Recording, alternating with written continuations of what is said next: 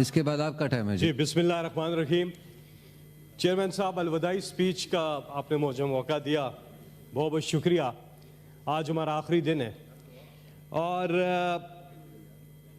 जाते जाते यही कहूँगा, सबसे पहले तो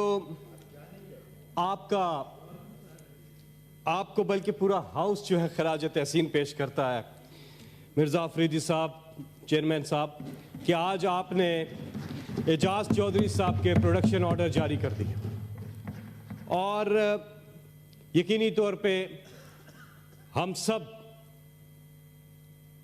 को अल्लाह ताला ने हुक्म दिया इंसाफ करने का। अल्लाह ने आपको जिस मनसब पे बिठाया, आपने उसके साथ जस्टिस किया है, आपको मुबारकबाद। और आपने जिस तरह से अभी सेनेटर मुशाहिद हुसैन सैयद ने जो बात की, देखिए एजाज चौधरी साहब इस हाउस के मेंबर हैं और उनका यह हक बनता है कि वो पहले भी आके अपने इजलास अटेंड करते हैं।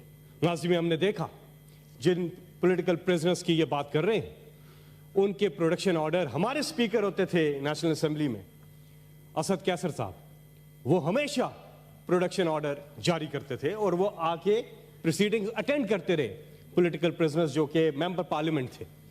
इसके अलावा पंजाब असेंबली में चौधरी परवेज अलाई स्पीकर थे और वो प्रोडक्शन ऑर्डर जारी करते थे। लेकिन आज हम देख रहे हैं कि एजाज चौधरी साहब के बिल आखिर आपने प्रोडक्शन ऑर्डर जारी किए, आपको इस पे खराज तहसीन। आगे बढ़ते हैं। आज खवातीन का आलमी दिन है। मैं छोटी सी बात करके अपनी अलविदाई स्पीच की तरफ जाऊंगा।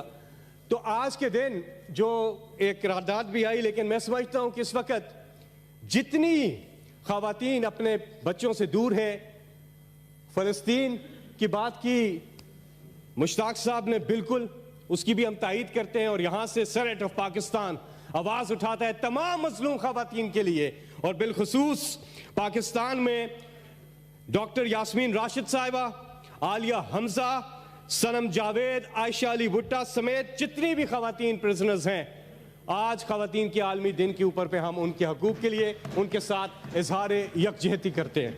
यहां से दीगर हमारे जो लोग हैं, मजलूम और बेगुनाह लोग जो जेलों में कैद हैं, उन्हें फिलफौर रिहा किया जाए। इमरान खान साहब, उनकी अहलिया और दीगर तमाम जो हमारे लोग कैद हैं जेलों में इस वक्त, उनको रिहा किया जाए। जमाने के अंदाज बदले गए, नया राग है पर साज बदले गए, खिरत को गुलामी से आजाद कर, जवानों को पीरों का उस्ताद कर। ये मैसेज दिया है पाकिस्तानी कौम ने, जो है ही नौजवान आबादी पर मुश्तमिल, जिनमें आप शामिल हैं। आप शामिल हैं। नौजवान आबादी हमारी 70% है जो 40 साल से कम उम्र है। यही है पाकिस्तान, यही है पाकिस्तान का मुआशरा। इसी ने आगे लेके जाना है पाकिस्तान को। लेकिन हम लोगों ने क्या रवायतें कायम की। आज 6 साल हो गए इस हाउस को, सेनेट को, लेकिन हमने सोचना यह है कि इन 6 सालों में क्या हमने इन नौजवानों के लिए कुछ किया है? नहीं किया कुछ भी।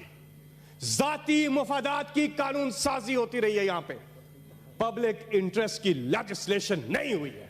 आइन की किताबें खोली जाती रही हैं, ये आर्टिकल वो आर्टिकल। और मैं रजा रबानी साहब को एक बार फिर मुखातिब करके कहूंगा कि बिल्कुल रजा रबानी साहब, आप ये आइन की किताब खोलते रहे हैं, खोलते रहे हैं। ये और बात है, पिछले 2 साल से ये किताब आप ला नहीं रहे। पिछले 2 साल से मैंने आपके हाथ में कॉन्स्टिट्यूशन ऑफ पाकिस्तान की किताब नहीं देखी है। उससे पहले 4 साल लगातार मैंने आपके हाथ में ये किताब देखी है। 90 दिन में इलेक्शन नहीं हुआ, आपने ये किताब क्यों नहीं खोली? आईनी तकाजे पूरे नहीं हुए, आपने ये किताब इस हाउस में फिर क्यों नहीं खोली? चेयरमैन साहब, आइन की बालादस्ती, कानून की बालादस्ती, इंसानी हकूक का तहफ्फुज, आजादी राय का तहफ्फुज, आजादी सहाफत का तहफ्फुज, अदलिया की आजादी, ये आज भी चैलेंजेस हैं। ये आज भी चैलेंजेस अपनी जगह कायम है। अभी सफर बाकी है, बहुत कुछ करना है, लेकिन 6 साल में तो कुछ नहीं किया। तो ये इतने बड़े बड़े चैलेंजेस खवातीन के हकूक का तहफ़्फ़ुज़ भी इसमें शामिल करें जो इंसानी हकूक के अंदर आता है। ये सारे जो चैलेंजेस मैंने गिनवाए हैं ये आज अपनी जगह मौजूद है। हमारे मुआशरे को क्या हो गया है, एक बाप बड़े फख्र से कहता है वो मेरा बेटा बड़ा तेज है, उधर कम नहीं हो रहा सी, उन्हें 500 रुपए देते हैं उसका कम हो गया, वाह जी वाह, वाह जी वाह, क्या कमाल है। ये फैशन स्टेटमेंट है, ये प्राइड की स्टेटमेंट है। गलत काम कर रहा है उसका बेटा, लेकिन बाप फख्र से कह रहा है कि मेरा बेटा बड़ा तेज है। किधर लेके जा रहे हैं मुआशरे को?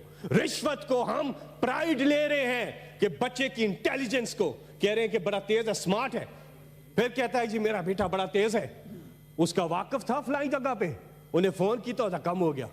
सिफारिश गलत है, लेकिन आम कर दिया। आम ही नहीं, उस पर फख्र भी कर रहे हैं। इसी तरह चोरी है, इसी तरह करप्शन है, हमने इनको आम किया है, हमने इनको आम किया है।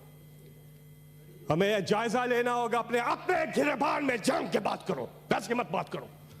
और हमने जायजा लेना होगा इन सब चीजों का। मुआशरे को ठीक करना है। 70% आबादी, फिर कहता हूं, नौजवानों पे है और वो टैलेंटेड है, उनको इस मुल्क की भागदौड़ देनी चाहिए। वो नौजवान वो टैलेंटेड है, स्पेशली गांव देहातों के नौजवान टैलेंटेड है। अगर उन्हें मौका दिया जाए। मुझे मत इंटरप्ट किया करें, आज मेरी आखिरी स्पीच है, आप फिर मुझे इंटरप्ट कर रहे हैं। मुझे अपनी बात, मुझे मैंने 5 मिनट का टाइम दिया था, प्लीज। मैं आखिरी बात कर रहा हूं, मुझे अपनी बात। कायदे आज़म के बाद, कायदे आज़म के बाद अगर कायदे आज़म के बाद अगर इस कौम को कोई लीडर मिला है तो उसका नाम इमरान खान है, जो पाकिस्तान की जान है, जो पाकिस्तान की शान है, जो पाकिस्तान की पहचान है। कि मैं आपको बताऊं कि वो सफर जिसने हमेशा अपने मुल्क का परचम सर बुलंद किया, चाहे खेल के मैदान हो, चाहे वो शौकत खानम कैंसर हॉस्पिटल हो, चाहे वो नोबल यूनिवर्सिटी हो, चाहे वो गुड गवर्नेंस हो, चाहे वो आलम फोरम पे हजूर अकरम हजरत मोहम्मद मुस्तफ़ा सल्लल्लाहु अलैहि वसल्लम के नामूस के तहफ़्फ़ुज़ की बात हो, वो इमरान खान है। चाहे वो कश्मीर की बात हो, चाहे वो फ़लस्तीन की बात हो, चाहे वो मुस्लिम उम्मा के लिए आवाज़ उठाने की बात हो, उसका नाम इमरान खान है।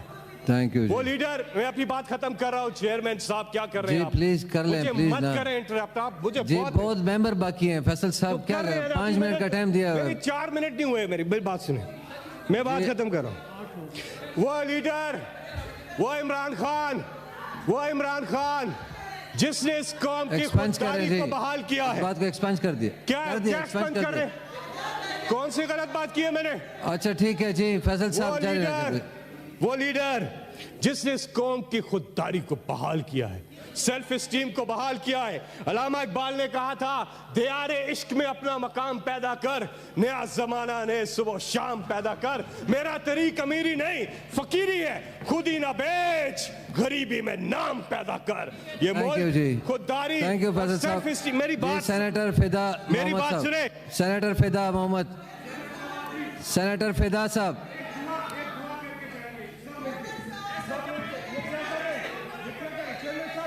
एक्सपेंस कर दिया जी, मैंने एक्सपेंस कर दिया जी, एक्सपेंस कर दिया जी। सेनेटर फिदा साहब, फैसल साहब प्लीज, फैसल साहब आपका टाइम खत्म हो गया जी। जी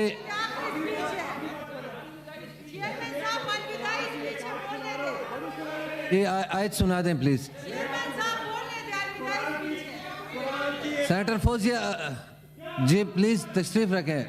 मैंने एक्सपेंस कर दिया जी, एक्सपेंस कर दिया जी, प्लीज तशरीफ रखें प्लीज जी। फैसल साहब का माइक खोलें, दुआ पढ़ लें प्लीज। कुरान की एक आयत से अपनी बात खत्म कर रहा हूं। मैंने ना किसी के खिलाफ बात की, नहीं खान का नाम लिया। क्यों टाइम शॉर्ट है फैसल साहब, टाइम बहुत शॉर्ट क्यों करें एक्सपेंस? हाँ जी जी सुनिएगा, सुनिए, दुआ कर लें प्लीज। मैं आखिरी कुरान की एक आयत सुना के बात खत्म करता हूं।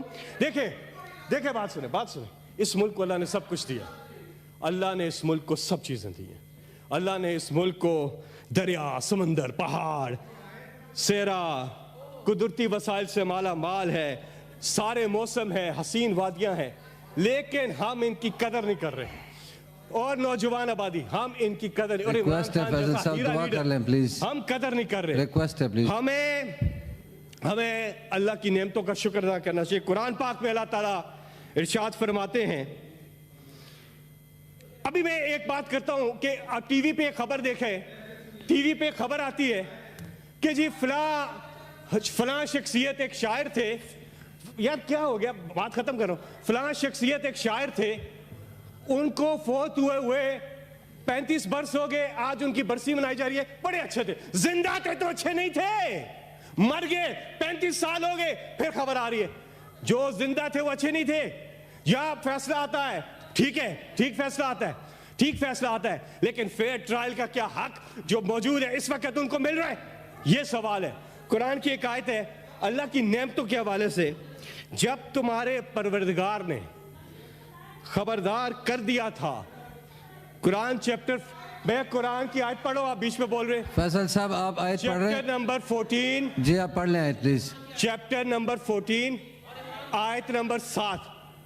मुझे एक चीज की है बात, पहले दिन से जब से मैं यहां स्पीचेस कर रहा हूं 6 साल पहले से, और आज आखिरी स्पीच, कोई एक स्पीच नहीं है जिसमें इन लोगों ने मुझे इंटरप्ट ना किया होगा। Thank you very much. Quran की आयत चैप्टर नंबर 14 आयत नंबर 7, जब तुम्हारे परवरदिगार ने खबरदार कर दिया था कि अगर तुम शुक्र करोगे तो जरूर मैं तुमको और ज्यादा दूंगा, और अगर नाशुक्री करोगे तो मेरी सजा भी बड़ी सख्त है। चैप्टर नंबर 54 आयत नंबर 35, हम उन लोगों को उस तरह सिला देते हैं जो शुक्रगुजार रहें।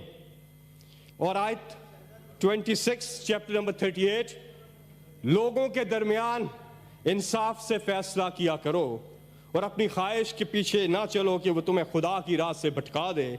भटके हुए की सजा उन्होंने रोज़े सजा सख्त है कि उन्होंने रोज़े हिसाब को भुला दिया। इससे पहले कि ये दुनिया मुझे रुस्वा कर दे, ये दुआ सबकी तरफ से जी, अल्लाह ताला से इंसान दुआ करता है, इससे पहले कि ये दुनिया मुझे रुस्वा कर दे, तू मेरे जिस्म मेरी रूह को अच्छा कर दे। किस कदर टूट रही है मेरी वहदत मुझसे, ए मेरे वहदतों वाले मुझे यकजा कर दे। ये जो हालत है मेरी मैंने बनाई है, मगर जैसा तू चाहता है अब मुझे वैसा कर दे। मेरे हर फैसले में तेरी रजा शामिल हो, मेरे हर फैसले में तेरी रजा शामिल हो परवरदिगार आलम, जो तेरा हुक्म हो वो मेरा इरादा कर दे। मुझको वो इल्म सिखा जिससे उजाले फैले, मुझको वो इल्म पढ़ा जो मुझे जिंदा कर दे। जाया होने से बचा ले मेरे महबूब मुझे, ये राव वक्त मुझे खेल तमाशा कर दे। मैं मुसाफिर हूँ 100 रस्ते रास आते हैं मुझे, मेरी मंजिल को मेरे वास्ते रास्ता कर दे। मेरी आवाज तेरी हम से लबरेज रहे, मेरी आवाज तेरी हम से लबरेज रहे, बस में कोनैन में जारी मेरा नगमा कर दे। अल्लाह पर ईमान और इंशाअल्लाह मुश्किलात से निकलेगा पाकिस्तान, कि उम्मीद अभी कुछ बाकी है। एक बस्ती बसने वाली है, जिस बस्ती में कोई जुल्म ना हो और जीना भी कोई जुर्म ना हो, वहां फूल खुशी के खिलते हो और सारे मौसम मिलते हो, बस रंगो नूर बरसते हो और सारे हंसते बसते हो। उम्मीद है ऐसी बस्ती की जहां झूठ का कारोबार ना हो, जहां दहशत का बाजार ना हो, जीना भी दुश्वार ना हो, मरना भी आजार ना हो। ये बस्ती काश तुम्हारी हो, ये बस्ती काश हमारी हो। वह खून की होली आम ना हो, इस आंगन में गम की शाम ना हो। दुआ हो गई जहां जी, मुनसिफ से दुआ हो गई फैसल साहब, जहां मुनसिफ से इंसाफ मिले, दिल सबके सबसे साफ मिले। हाँ, उम्मीद है ऐसी बस्ती की जहां रोटी जहर से सस्ती हो, जहां रोटी जहर से सस्ती हो, और इंशाल्लाह इस बस्ती के रूए रवा इमरान खान, सेनेटर फिदा मोहम्मद।